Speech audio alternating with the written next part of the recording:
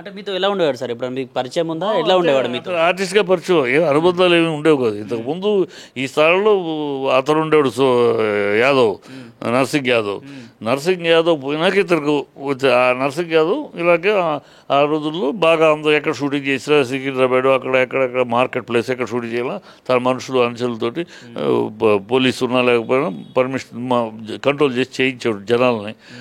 అతను చనిపోయినాక అతను అందరితోటి అనుబంధం ఉండేవాడు. నరసింహ యాదవ్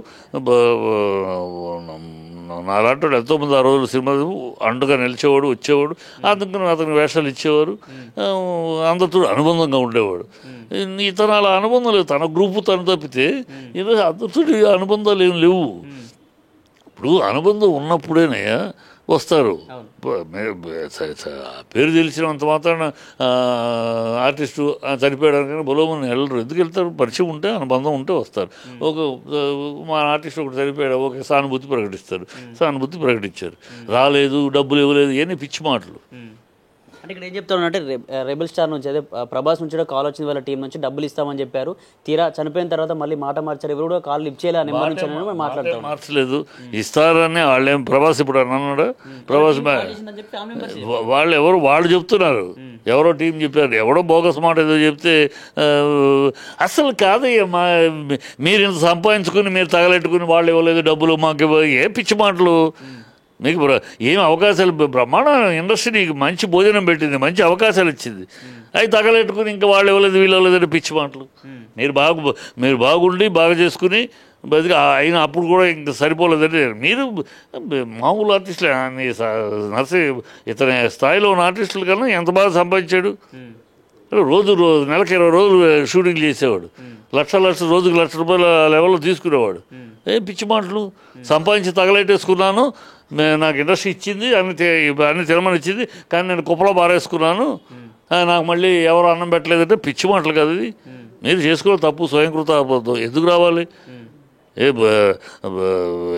ఎవరికన్నా ఎక్కువ నువ్వు తాగుడు వాళ్ళ తమ్ముడే చెప్పాడు కదా, అందరూ తెలుసు. మాలాంటి అయినా మేము చెప్పకూడదు ఈ టైంలో అనుకుంటే వాళ్ళ తమ్ముడే చెప్పేశాడు. అక్కడ గబ్బర్ సింగ్ టీం కూడా మాట్లాడేది ఏంటంటే గబ్బర్ సింగ్లో ఒక మంచి ఫేమ్గా నటించాడు, ఒక మంచి హాస్య నటుడుగా ఉన్నటువంటి వ్యక్తిని కనీసం పవన్ కళ్యాణ్ కావచ్చు వాళ్ళు ఎవరు కూడా వచ్చి మాట్లాడలేదు.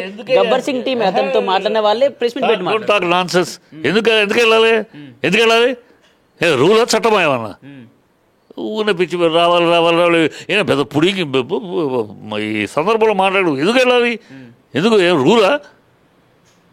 ఊరిన పిచ్చి మాటలు. అది తాగి పోయాడు. వాళ్ళు ఇప్పుడు మాట్లాడతారు, వాళ్ళు ఏం చేశారు? కుటుంబానికి బాధ్యత లేదా? ఆయన సంపాదించుకున్నప్పుడు ఏం చేశారు వీళ్ళు? ఆ కుటుంబ సభ్యులు ఏం చేశారు?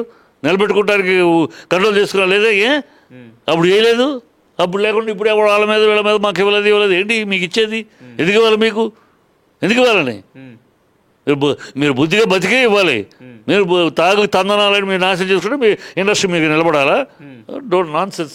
చివరిగా మాట్లాడే ఫ్యాన్స్కి కావచ్చు, గబ్బర్ సింగ్ టీం కావచ్చు, ఫ్యామిలీ మెంబర్స్కి ఏం చెప్తారు సార్ చివరిగా? అసలు దీని గురించి ఐ డోంట్ నో టాక్ అమ్మా. ఇది అన్నెసరీ అన్వాంటెడ్ పెద్ద ఏదో అనవసరపు టాపిక్ అది సంపాదించాడు.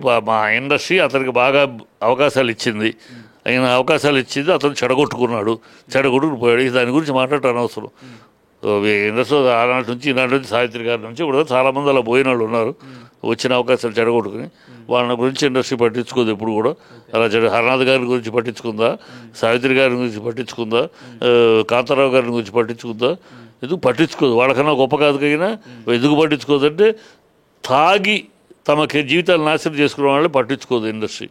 వాళ్ళకి ఇండస్ట్రీ అవకాశం ఇస్తుంది, దాన్ని గౌరవంగా కాపాడుకున్న వాళ్ళ గురించి పట్టించుకుంటుంది. కానీ ఆ అవకాశాన్ని ఈ తాగుడు, మిగతా దరిద్రపు రేసులు, ఇలాంటి దరిద్రపు కార్యక్రమాల్లో నాశనం చేసుకున్న వాళ్ళ గురించి ఇండస్ట్రీ ఆలోచించాల్సిన అవసరం లేదు.